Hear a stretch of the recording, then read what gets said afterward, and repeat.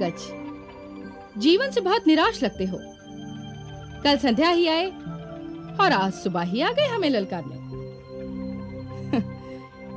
पराग ज्योतिषपुर बड़ी सुंदर जगह है। कामदेव ने इसे अपने हाथों से रचा है। 2-4 दिन ठहर जाते, तनिक भ्रमण कर लेते, तब चले आते।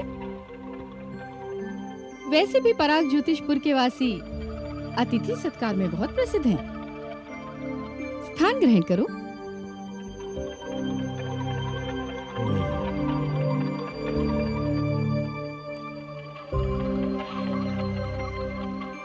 अच्छा, तो इस नगरी को कामदेव ने बसाया? हाँ। कामदेव की इस नगरी में अकेले घूमने का क्या आनंद। हाँ, कोई तुम्हारे जैसी सुंदर प्रेमिका या पत्नी हो तो बात भी है। रहा अतिथि सत्कार, तो हम नहीं चाहते कि इस नगर के वासी हमें अतिथि समझकर हमारा सम्मान करें। हम तो चाहते हैं कि वो हमें अपना जमाई समझकर हमारा आदर करें। घटोत्कच, तुम्हारे लोग विजय का घमंड और गौरव माँ के गर्भ से लेकर पैदा होते हो। ठीक कहती हो, परंतु जहाँ तक हमारा प्रश्न है, हमारा यह घमंड और गौरव आर्यों की तुलना में दुगुना है। क्यों? क्योंकि हम केवल आर्य महावीर पांडुपुत्र भीम की ही संतान नहीं, पराक्रमी असुर माता हिडंबा के पुत्र भी हैं। अच्छा, ये व्यर्थ का वार्तालाप छोड़ो। पहले ये बताओ, तुम मेरी बुद्धि की परीक्षा चाहती हो या शस्त्र की? पहले बुद्धि परीक्षा ही हो जाए। कदाचित शस्त्र परीक्षा का अवसर ही ना आए, क्योंकि मृतक शरीर तो परीक्षा दे ही नहीं सकता।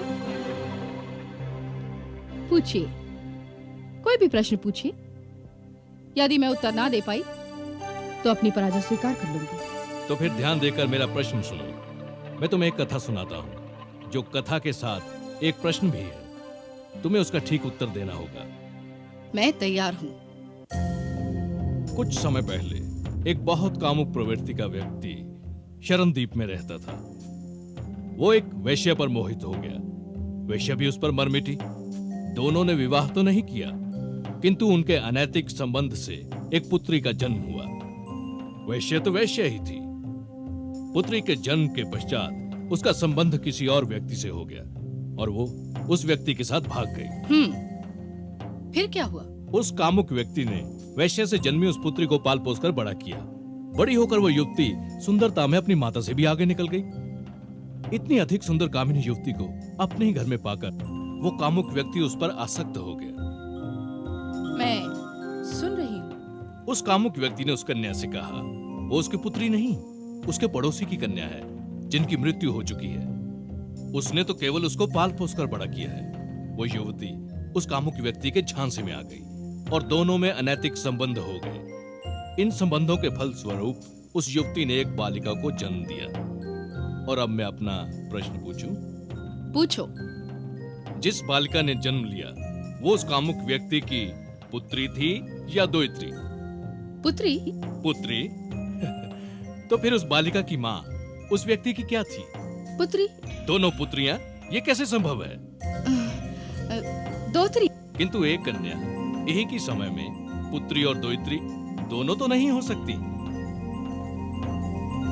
इसका उत्तर यह है कि शास्त्रों के प्रमाण से उस कामुक व्यक्ति ने उन दोनों स्त्रियों में से किसी से भी विवाह नहीं किया था।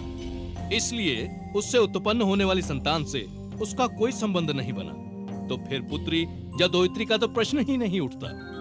तुम हार गई हो मोरवी, तुम्हें अपनी पराजय स्वीकार करनी होगी।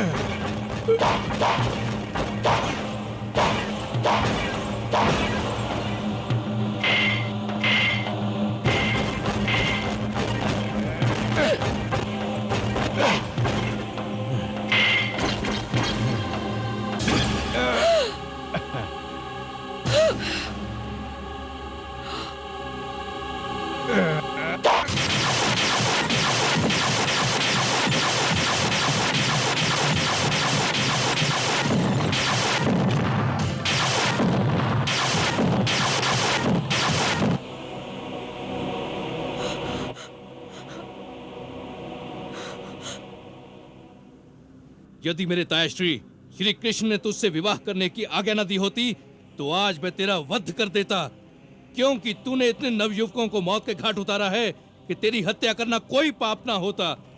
बोल, तुझे अपनी पराजय स्वीकार है या नहीं? मैं अपनी पराजय स्वीकार करती हूँ।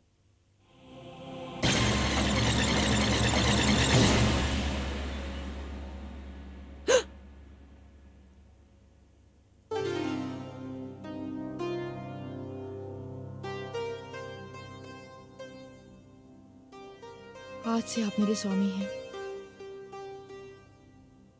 और मैं आपकी दासी।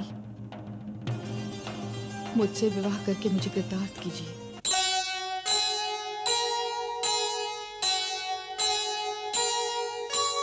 जीत घटोत्कच ने लिया युद्ध और अभिमान,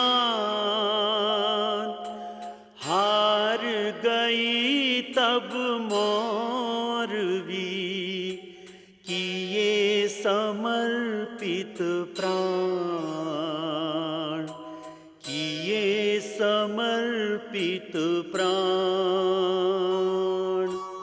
उदय हुआ फिर प्रेम का, मिले हृदय और हाथ, निश्चय दोनों ने किया दे जीवन भर साथ।